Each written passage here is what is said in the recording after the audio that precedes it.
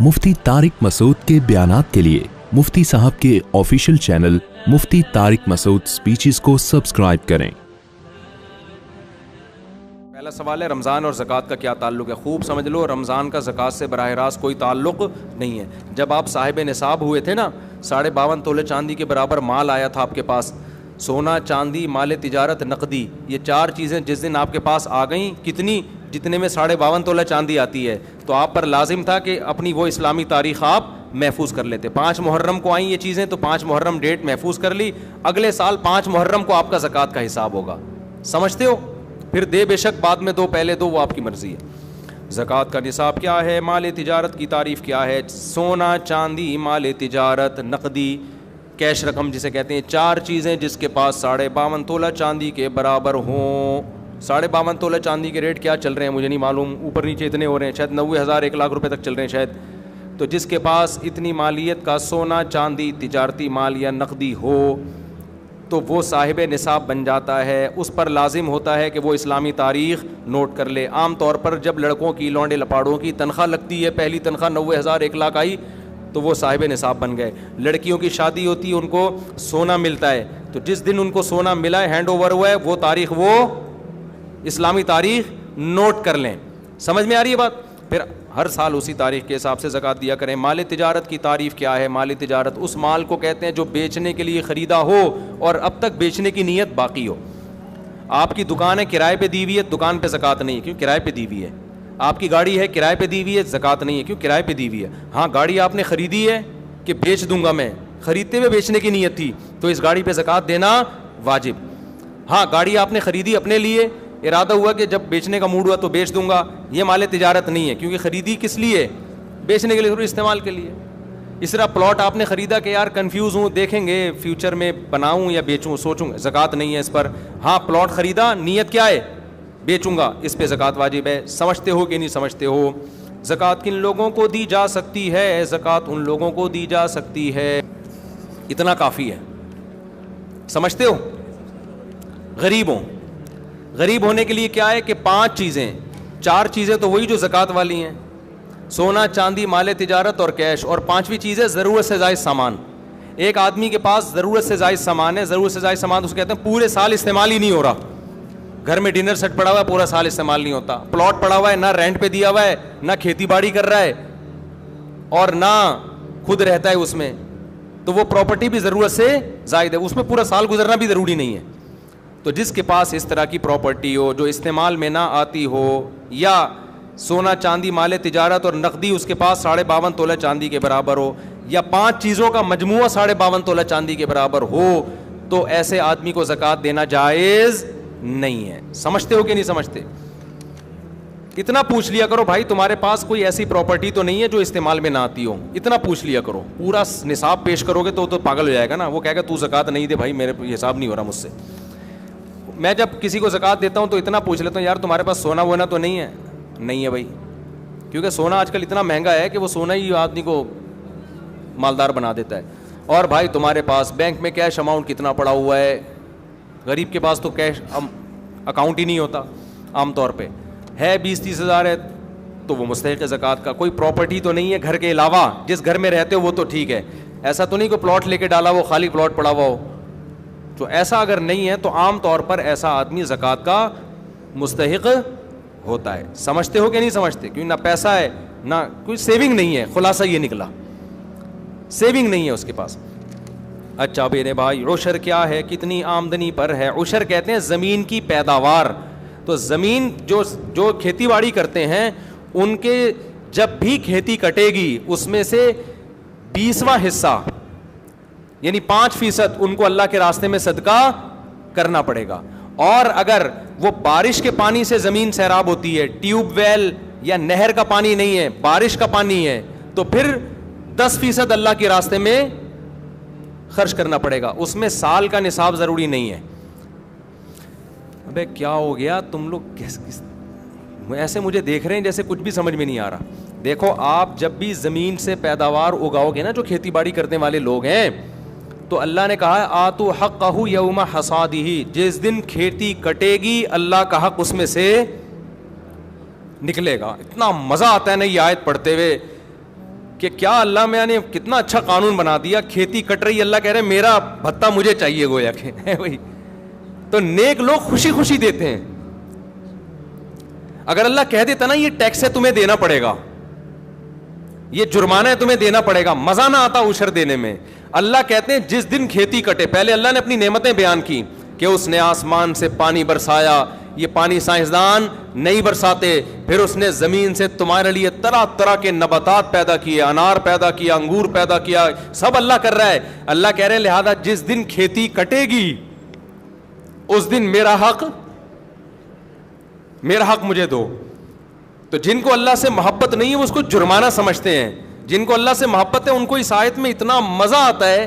اے اللہ تو کہہ رہا ہے کہ میرا حق صرف 20واں حصہ 5%, تو اگر کہتا نا آدھا دے دو ہم آدھا تجھے دے دیتے, تو کہتا پورا دے دو ہم پورا تجھے دے دیتے. کھلانے والا تو ہے نا. ما کان لکم ان تنبتوا شجرہا, تمہارے ہاتھوں میں طاقت نہیں ہے کہ تم ان درختوں کو اپنے ہاتھوں سے پیدا کر لو. ہم تو بیج ڈال کے بیٹھ جاتے ہیں, سارے کام کون کر رہا ہے؟ اللہ کر رہا ہے. تو اللہ کہتے ہیں جس دن اللہ نے نا اپنی نعمتیں بیان کی ہیں کھیتی کی, لہذا اللہ کہتے ہیں یہ نعمتیں میں تمہیں اس لیے دے رہا ہوں کہ جب یہ کھیتی کٹے گی آتو حقہ, غیر مسلم کہے گا میری محنت ہے, مسلمان کہے گا کس کا احسان ہے؟ اللہ کا ہے, لہذا اللہ کا حق دینا پڑے گا. تو اللہ کا حق کیا ہے اس میں سے؟ اللہ نے کہا جب بھی کھیتی کٹے گی تو اگر آسمان کے پانی سے سیراب ہوا یہ کھیت, اس میں تمہاری محنت بہت کم ہے, لہذا تمہیں 10% دینا پڑے گا, عشر 10واں حصہ. اور اگر نہری پانی سے یا ٹیوب ویل سے سیراب ہوا ہے, اس میں تمہاری بجلی استعمال ہوئی ہے, تم نے لائنیں نکالی ہیں وہاں سے, ٹھیک ہے نا, محنت لگی ہے, لہذا ہم اپنا حق کم کر دیتے ہیں. 10 کے بجائے کتنے فیصد دو؟ 5% دو. یہ کس کا حق ہے؟ اللہ کا. اے اللہ تیرا کوئی اکاؤنٹ نمبر ہو میزان بینک میں, اسلامک بینک میں اللہ اکاؤنٹ کھلے گا نا, یا بینک اسلامی میں یا اور کوئی, تو وہ اکاؤنٹ نمبر دے دے اپنا, ہم وہاں جمع کرا دیتے ہیں. اللہ نے کہا میرا جو اکاؤنٹ ہے نا غریبوں کی جیب ہے, ٹھیک ہے نا, میں نے اپنا اکاؤنٹ کہاں کھولا ہوا ہے؟ کوئی غریب نظر آئے, پاکستانی نظر آئے نا تمہیں, جب آپ سعودی عرب جاتے ہیں نا تو وہ زکوٰۃ دے دیتے ہیں, آپ صرف پاکستانی بول دو اپنے آپ کو, حقیقت ہے. ایک پاکستانی گیا عمرہ کرنے, ایک عرب نے اتنی ریالوں کی گڈی زکوٰۃ کی لا کے اس کو پکڑا دی کہ یہ زکوٰۃ ہے. وہ کہہ رہا ہے بھائی میں فیکٹریوں کا مالک ہوں, میں غریب نہیں ہوں. وہ عربی کہہ رہا ہے تو پاکستانی ہے یا نہیں, تو خالی یہ بتا. اس نے کہا پاکستانی. اس نے کہا پھر تو زکوٰۃ کا مستحق ہے. وہ کہہ رہا ہے یار میں مالدار ہوں. وہ عربی کہہ رہا ہے بس پاکستانی ہے یا نہیں ہے تو یہ بتا. کلو پاکستانی مسکین, ان کا ایک نعرہ ہے. ہر پاکستانی شکل سے بھی غریب لگ رہا ہوتا ہے. مجھے تو عجیب سا لگتا ہے, چھوڑو ابھی زیادہ نہیں, پھر پاکستانی بولیں گے تو اپنے ملک کی برائیاں کر رہے ہو. ورنہ آپ کو عجیب سا بات بتاؤں, ایسا ہمارے حکمرانوں نے ہمیں کو کر دیا, ہم کہیں بھی جائیں نا دنیا میں, کتنے ہی پیسے والے ہو, ہم شکل سے کیا لگ رہے ہوتے ہیں؟ قریب ہی لگ رہے. تو ایسا ہمارا امیج دنیا کے سامنے بنا دیا ہے. اچھا بھائی, تو اللہ میاں نے کہا کیا کہا کہ میرا جو اکاؤنٹ ہے وہ تمہیں کہاں ملے گا؟ جو غریب نظر آئے اس کی جیب میں وہ عشر ڈال دو. تو دیگر تینوں اماموں کے نزدیک, امام مالک, امام شافعی, امام احمد بن حنبل کے نزدیک تو پیداوار کا جو 10واں حصہ ہے وہی آپ کو صدقہ کرنا پڑے گا. امام ابو حنیفہ کے نزدیک یہ اجازت ہے کہ یا تو اس میں سے 10واں حصہ دے دو یا اس 10ویں حصے کی قیمت دے دو, بلکہ قیمت دینا ان کی نظر میں زیادہ بہتر ہے. سمجھتے ہو؟ تو اندازہ لگا لو, گندم کی 100 بوریاں ہیں تو 10 بوریوں کی کیا ویلیو ہوگی, وہ غریبوں میں بانٹ دو یا وہ گندم ہی بانٹ دو, جیسے دونوں طرح سے اختیارات ہیں. تو آج لوگ عشر دینا بھی چھوڑ دیا, اڑا لو مزے. اور کمال کی بات یہ کہ جتنا اللہ کی راہ میں دو گے اللہ اس کو واپس بھی دے دیتا ہے. تو یہ جو کنجوس لوگ ہوتے ہیں نا جو عشر نہیں دیتے, یہ دنیا کے بھی خسارے میں اور آخرت کے بھی خسارے میں. تو اتنا مزہ آتا ہے زکوٰۃ نکالنے میں, مزہ آتا ہے. ہمارے شیخ حضرت مفتی رشید احمد صاحب رحمۃ اللہ علیہ نے ارادہ کیا اپنا سارا مال صدقہ کر دیں, پھر ضرورت کا رکھیں. حضرت فرماتے ہیں لیکن میں نے یہ سوچ کے نہیں کیا کہ پھر زکوٰۃ نہیں واجب ہوگی مجھ پر, زکوٰۃ دینے کا اپنا مزہ ہے. نہیں یاری بات. تو حضرت اس لیے مالدار رہنا پسند کیا کہ میں زکوٰۃ نکالا کروں, زکوٰۃ کا اپنا مزہ ہے بھائی. ابے نہیں یاری سمجھ میں رہنے دو میرے بھائی, کچھ چیزیں ایسی ہوتی ہیں کہ اللہ سے محبت ہوگی تو وہ مزہ آتا ہے ان چیزوں میں. تو عشر کا, زکوٰۃ کا, رشتہ داروں پہ خرچ کرنے کا, کیونکہ آپ جو رشتہ دار کو دے رہے ہیں, اللہ کہتے ہیں رشتے کو تھوڑی دے رہے ہو, دے کس کو رہے ہو؟ مجھے دے رہے ہو تم. یہ تو میرا وکیل بن کے قبضہ کر رہا ہے, دے کس کو رہے ہو؟ تو اللہ کو دینے میں. کوئی سیٹھ کروڑ پتی ہو, غریب آدمی سے قرضہ مانگے تو غریب تو سارا کچھ لا کے اس کے قدموں میں ڈال دے گا, کہے گا یار تو اتنا مالدار ہو کے مجھ سے پیسے مانگ رہا ہے, اس سے بڑی میری عزت کیا ہو سکتی ہے. کیونکہ اس کو پتہ ہی ہے یہ ایسے ہی مانگ رہا ہے, یہ تو اس کے پاس تو بہت ہے, یہ تو مانگ کے صرف یہ دکھانا چاہ رہا ہے کہ تو مجھ پہ خرچ کرتا ہے, لہذا یہ اور مجھ پہ الٹا خرچ کرے گا. اور جو اللہ والے لوگ ہیں ان کو اس سے بھی غرض نہیں ہوتی کہ اللہ ہمیں واپس دے, سمجھتے ہو نا, ان کو اس سے نہیں ہوتی کہ ہم صدقہ اس لیے کر رہے ہیں کہ اللہ ہمیں ریٹرن کرے, وہ کہتے ہیں اللہ نہ بھی کرے نا, ہمیں تو اسی میں بڑا مزہ ہے کہ اللہ ہم سے مانگ رہا ہے. تو عشر اور زکوٰۃ اور صدقات و خیرات دل کی خوشی سے کیا کرو کہ اللہ کا احسان ہے ہمارے اوپر کہ اس نے ہمیں صدقات و خیرات کا حکم دیا, کنجوس نہیں بنایا ہمیں, ورنہ گھسیٹتے رہتے ادھر سے بھی آ جائے, ادھر سے بھی آ جائے, ادھر سے بھی آ جائے, ادھر سے بھی آ جائے. حدیث میں آتا ہے اوپر والا ہاتھ اللہ کو نیچے والے ہاتھ سے پسند ہے. غیرت پتہ نہیں کتنے لوگوں کو اب آئے گی اتنا کچھ سننے کے بعد. اگر کوئی باہر ملک میں کام کرتا ہو تو وہ پاکستانی کرنسی میں زکوٰۃ ادا کر سکتا ہے, کر سکتا ہے, لیکن جس ملک میں رہتا ہے اس ملک کا ریٹ لگائے گا, ڈنڈی نہیں مارے, رہتا وہاں ہے اور یہاں کے قیمت لگا رہا ہے, یہ بیمانٹی ہوگی. بے ایمانی کو بچپن میں ہم کہتے تھے بیمانٹی, پتہ نہیں یہ کراچی کے بچپن کے لوگ یہاں موجود ہیں یا نہیں, کہتے ہیں نا بیمانٹی کر رہا ہے, بیمانٹی, وہ بے ایمانی سے بیمانٹی بن گیا, تو وہیں کی ویلیو لگائے گا. زکوٰۃ دینے کے لیے کس حد تک مستحق کی تحقیق کرنا ضروری ہے؟ کچھ نہ کچھ تحقیق تو ضروری ہے, اتنا نہیں کہ آپ اس کے گھر میں گھس کے اس کے فریج میں گھسیں اور اس کے بستروں کے نیچے گھس کے گدوں کے نیچے چیک کریں گے, یہاں تو نہیں چھپایا ہوا, اتنی تحقیق کی ہم مکلف نہیں ہیں. سب سے پہلے یہ تحقیق کیا کرو پاکستانی ہے یا نہیں ہے. پاکستانی ہے تو 99% امکان ہے کہ زکوٰۃ کا مستحق ہے, اتنا کافی ہے. 1% کے لیے پھر یہ ہے کہ آپ یہ دیکھ لو کہ اس سے 2-4 سوال پوچھ لو, بھائی تمہارے پاس گولڈ تو نہیں ہے, بھائی کوئی پراپرٹی تو نہیں ہے اضافی.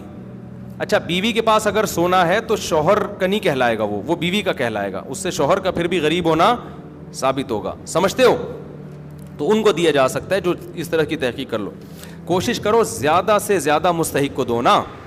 کتنے لوگ ہیں کھانے کو روٹی نہیں ہے. میرے پاس ایک صاحب آئے کہ میں زکوٰۃ کا مستحق ہوں, ایجوکیشن کے لیے پیسہ چاہیے. میں نے کہا ٹھیک ہے آپ مستحق ہیں, لیکن پہلے پیٹ بھرنا ضروری ہے, تعلیم اس کے بعد. بہت سے غریب ہیں جن کو کھانے کے روٹی نہیں ہے, تو کوشش کیا کرو نا, جو زیادہ بیمار ہیں, کینسر میں پڑے ہوئے ہیں, علاج کے پیسے نہیں ہیں, تو جان بچانے والوں کو پہلے فوکس کیا کرو, سمجھتے ہو.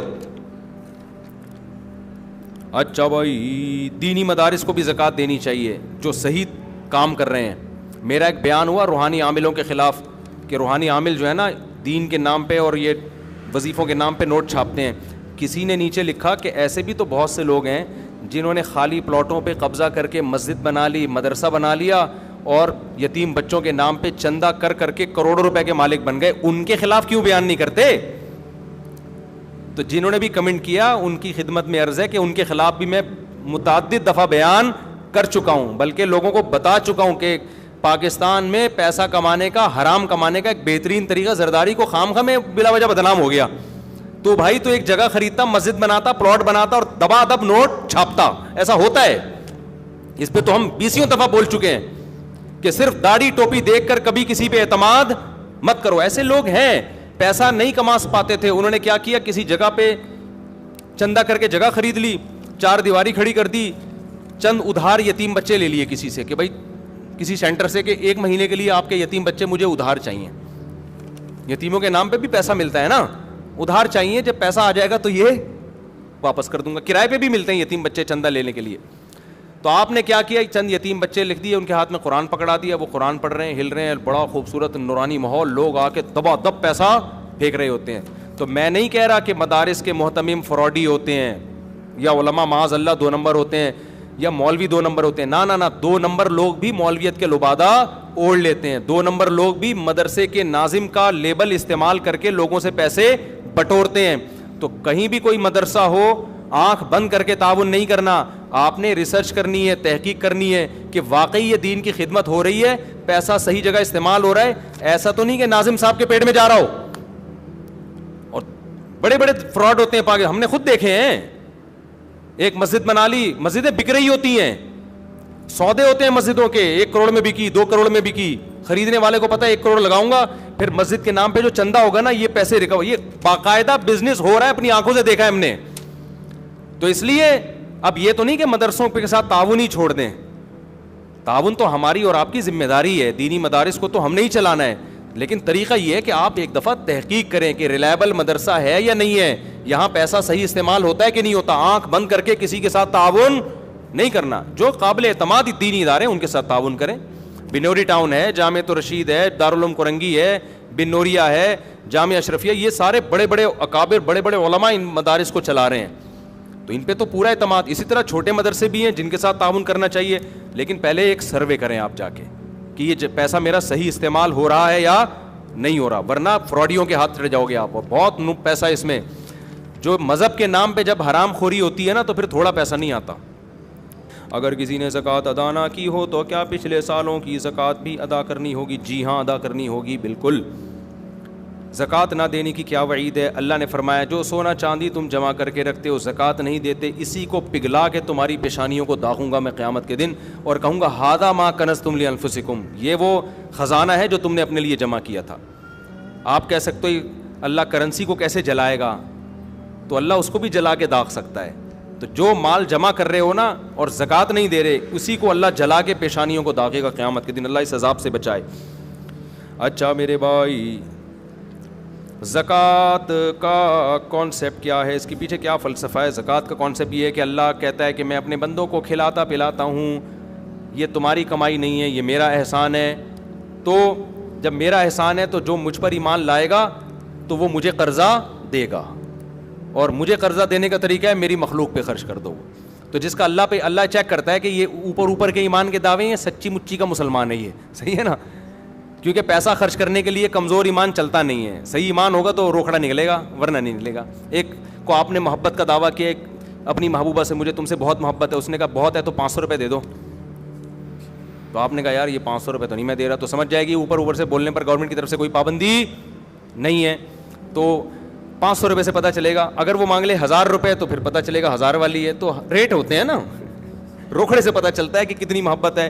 تو اللہ میاں بھی کہتے ہیں کہ میں تم مجھ سے محبت کا دعویٰ کرتے ہو, اس کا روکڑے سے پتہ چلے گا مجھے خوش کرنے کے لیے پیسہ کتنا خرچ کرتے ہو. صحابہ تو پورے باغ دے دیا کرتے تھے. قرآن میں جب یہ نازل ہوا نا کہ تم نیکی کی حقیقت تک اس وقت تک نہیں پہنچ سکتے جب تک محبوب چیز صدقہ نہ کرو. ابو طلحہ انصاری آئے, انہوں نے عرض کیا یا رسول اللہ میرا پورا باغ صدقہ ہے, مجھے سب سے زیادہ محبوب وہی ہے. تو یہ مستحب ہے, فرض واجب نہیں ہے اتنا صدقہ, لیکن صحابہ نے تو بڑی بڑی آزمائشوں پہ پورے اترے, ہم سے تو اللہ صرف 2.5% مانگ رہا ہے. اچھا بھائی, مقروض پر زکوٰۃ کا کیا حکم ہے؟ صاحب نصاب پہ جتنا قرضہ ہے اس قرضے کو مائنس کرے گا وہ. یہ آپ کے پاس 1 لاکھ روپے پڑے ہوئے ہیں, قرضہ 50,000 کا ہے, تو لاکھ سے 50,000 مائنس کریں گے, پھر 50,000 جو بچے گا تو وہ دیکھا جائے گا کہ نصاب کے برابر ہے یا نہیں. اگر ہے تو زکوٰۃ ہے, نہیں ہے تو زکوٰۃ نہیں ہے. تو قرضے کو مائنس کیا جاتا ہے. اچھا بھائی, اگر کسی نے کمیٹی ڈالی ہوئی ہے تو اس پر, اچھا قرضے میں ایک بات یہ بھی ہے جو انہوں نے سوال پوچھا نہیں ہے. بعض دفعہ آپ پلاٹ خریدتے ہو قسطوں پہ, نیت ہوتی ہے بیچنے کی, لیکن قسطوں پہ خریدتے ہو. اب 1 کروڑ کا قسطوں پہ پلاٹ خریدا اور آج پلاٹ کی ویلیو ہے 1.5 کروڑ. اب لوگ پریشان ہوتے ہیں کہ یہ جو ہم نے 1 کروڑ دینی ہے یہ مائنس کرنا ہے کہ نہیں کرنا. تو خوب سمجھ لو, جو قسطیں اس سال آپ نے دینی ہیں, یعنی جب زکوٰۃ واجب ہوئی ہے اس سے اگلے سال والی تاریخ کے اندر جو قسطیں دینی ہیں ان کو اس پلاٹ کی قیمت سے مائنس کیا جائے گا. جو 1 سال کے بعد دینی ہے ان کو پلاٹ کی قسطوں سے مائنس نہیں کیا جائے گا. سمجھتے ہو؟ اچھا بھائی, اگر کسی نے کمیٹی ڈالی ہوئی ہو تو اس پر زکوٰۃ ہوگی یا نہیں ہوگی؟ اگر کمیٹی نکل چکی ہے تو جو قسطیں آپ نے دینی ہے وہ آپ پہ لون ہے, وہ قرضہ ہے. تو جس دن زکوٰۃ کی تاریخ آئے گی تو جتنا کیش اماؤنٹ آپ کے پاس ہے ان میں جو قسطیں آپ نے ابھی دینی ہیں کمیٹی کی وہ قسطیں مائنس کرو گے. 1 لاکھ کی کمیٹی نکلی, پہلی کمیٹی نکل گئی اور زکوٰۃ کی تاریخ آ گئی, لیکن آپ نے ابھی ہر مہینے 5,000 1 سال تک دینے ہیں, تو اس میں تو 1 سال بھی نہیں, جب تک قسطیں دینی ہیں آپ نے وہ تمام قسطیں اس 1 لاکھ سے مائنس کرو گے آپ, تو ظاہر ہے وہ 5,000 ہی بچے گا. اور اگر کمیٹی آپ کی آخر میں نکلی ہے تو اب چونکہ آپ کے اوپر قسطیں باقی بچی نہیں ہیں تو اب آپ کچھ بھی مائنس نہیں کریں گے. تو جتنی قسطیں باقی رہ گئی ہیں وہ کمیٹی کے پیسوں سے مائنس کر کے زکوٰۃ نکالی جائے گی, اور اگر قسطیں باقی نہیں رہی ہیں تو پھر پورے پیسوں پہ زکوٰۃ دینی پڑے گی. سمجھتے ہو کہ نہیں سمجھتے؟ اگر کسی کی طرف سے بغیر اجازت زکوٰۃ ادا کر دی جائے تو ادا ہو جائے گی؟ نہیں ہوگی ادا. شوہر نے بیوی کی زکوٰۃ بغیر بتائے دے دی تو زکوٰۃ ادا نہیں ہوگی, دوبارہ دینی پڑے گی. ہاں بیوی کو بتا دیا, اس کی پرمیشن لے لی, اس کی اطلاع میں آ گیا پھر دے دی تو زکوٰۃ ادا ہو جائے گی. تو کسی کی طرف سے زکوٰۃ کے لیے اس کو بتانا, اس سے پرمیشن لینا ضروری ہے. اگر گھر کرائے پر دیا ہو تو زکوٰۃ کا حکم, گھر پہ زکوٰۃ نہیں ہوتی. اگر بیچنے کے لیے خریدا ہے تو ہوگی ورنہ نہیں ہوگی. لیکن اس کا جو کرایہ آ رہا ہے, زکوٰۃ کی تاریخ جب آئے گی تو اس دن جتنا کیش اماؤنٹ اس کرائے میں سے بچا ہوا ہوگا زکوٰۃ ہوگی, جو خرچ ہو گیا اس پہ زکوٰۃ نہیں ہے. گھریلو سامان اور استعمال کی چیزوں پر زکوٰۃ ہوتی ہے نہیں ہوتی. زکوٰۃ پیشگی ادا کرنے کا کیا حکم ہے؟ ادا کر سکتے ہیں لیکن حساب اسی دن کا لگانا پڑے گا. مثال کے طور پر 5 محرم کو آپ کے پاس 52.5 تولہ چاندی کی ویلیو کے برابر چیزیں آ گئیں, جو میں نے جس کی تفصیل بتائی ہے. تو اب آپ نے 5 محرم کو وہ ڈیٹ نوٹ کر لی. اگلے سال 5 محرم آئے گا تو آپ دیکھو گے سونا چاندی مال تجارت نقدی میرے پاس کتنا ہے. آپ نے اندازہ لگا لیا جی 1 کروڑ کا ہے, تو نوٹ کر لو میرے ذمہ زکوٰۃ کتنی ہے, 2.5 لاکھ. 1 کروڑ پہ کتنی ہوتی ہے؟ تو تاریخ اس دن کا حساب نوٹ کرو. 2.5 لاکھ آپ نے نوٹ کر لیا. اب پورا سال پڑا ہے, آپ قسطوں میں دے سکتے ہو, جتنا جلدی دو اتنا اچھا ہے. بعض دفعہ دیر اس لیے کرتا ہے کہ بھائی کوئی مستحق نہیں مل رہا, ابھی پٹرول تھوڑا اور مہنگا ہونے دو تو پھر ہر ایک کو دے سکتے ہیں, ہم بانٹ دیں گے. بعض دفعہ یہ ہوتا ہے, ٹھیک ہے نا, نہیں یاری بات میرا خیال ہے. تو اس نیت سے دیر بھی کی جا سکتی ہے تو لیکن حساب اسی دن کا کرنا پڑے گا. ایڈوانس میں بھی دی جا سکتی ہے. مثال کے طور پر 5 محرم کو آپ صاحب نصاب بنے, ابھی 2 محرم ہے, زکوٰۃ ابھی فرض نہیں ہوئی, اگلے سال کے 2 محرم, لیکن غریب مل گیا آپ کو, پیٹرول ایک دم 22 روپے مہنگا, اڑوس پڑوس میں جنازے اٹھنا شروع, ڈپریشن کی گولیاں مہنگی. اب آپ کو نظر آئے کہ یار یہ تو مر جائے گا اگر میں نے اس کو پیسے پیٹرول کے پیسے نہ دیے. بائک اسٹارٹ کر رہا ہے, پیٹرول کے پیسے ہی نہیں ہیں, اوپر سے ڈاکو کھڑے ہوئے ہیں گن لے کے. یہی ہوتا ہے نا, ڈاکوؤں کے پاس پتہ نہیں کہاں سے پیسہ آ رہا ہے, بندوق کے پیسے بھی ہیں, گولیوں کے پیسے بھی ہیں, کھانے پینے کے پیسے بھی ہیں. خیر, تو آپ نے کیا کیا یار, 5 محرم تک تو آدھی پبلک مر چکی ہوگی, مجھے تو لگ رہا ہے واقعی مر چکی ہوگی اگلے 5 محرم سے پہلے جو حالات چل رہے ہیں. تو آپ نے کیا کیا, آپ نے لم سم اندازے سے زکوٰۃ نکال دی کہ حساب میں 5 محرم کو کروں گا, لیکن یہ غریب 5 محرم تک مر چکا ہوگا, لہذا یہ لے بھائی تو میری طرف سے یہ پیٹرول. وہ ایک ٹک ٹاکر آیا کرتا تھا, بڑے مزاحیہ کلپ بناتے, ایک دن اس کا کلپ سامنے آ گیا, بڑی ہنسی آئی. پیٹرول بہت مہنگا ہوا نا, تو کسی نے بتایا کہ اس کا کوئی دوست بائک لے کر آیا ہے, تو بائک لے کر آیا تو اس نے کہا کہ میں تجھے ایک ایسا گفٹ دوں گا تو یاد رکھے گا. تو لاکر کھولا, اس کے اندر ایک اور لاکر سے جا کے نا اتنا سا پیٹرول چھپا کے رکھا ہوا تھا, وہ رومال سے ایسے کر کے ٹپکایا ہے. اس نے سلیوٹ کیا اپنے بھائی کو, یار تیری عظمت کو سلام. تو پیٹرول یہ ہونے والا ہے, ابھی سے نا ڈھکنوں میں محفوظ رکھ لیں آپ لوگ, سونگنے کے لیے کم از کم ہمیں فیوچر میں پیٹرول مل جائے. تو آپ نے ایڈوانس میں زکوٰۃ دے دی تو ٹھیک ہے, لیکن آپ نوٹ کر لیں کتنی دے دی ہے میں نے. 5 محرم کو آپ اندازہ لگائیں کہ بنتی کتنی ہے, اگر وہ زکوٰۃ میں نہ نکالتا وہ بھی شامل کر کے اندازہ لگائیں.